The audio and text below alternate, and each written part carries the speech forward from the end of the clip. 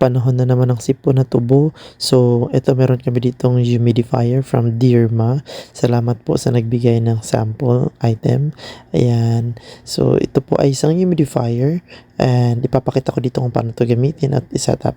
So, yan. Buksan nyo lang to. Ito yung lid. Diyan lalabas yung steam. And then para siyang may handle.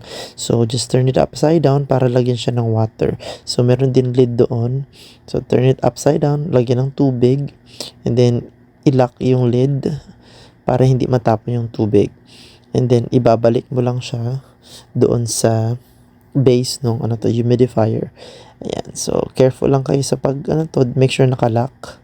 Ayan. Ganyan po siya. Now, let's try it. So, para matry nga natin, kailangan nyo po ng adapter. So, ayan. Try natin siya.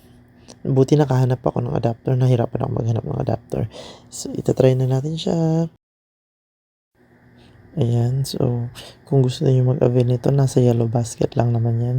I-check nyo na yung link. Click nyo lang at dyan kayo bumili.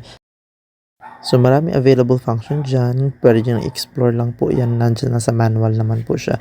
So, kung gusto nyo iset yung time, yan, meron po siyang timer dyan. And then, kung gusto nyo palakasin yung lumalabas ng steam, pwede nyo naman po. And again, para saan bang humidifier? This will help us na huminga ng maayos kapag tayo may mga sipon-sipon and ubo-ubo or asthma, something like that.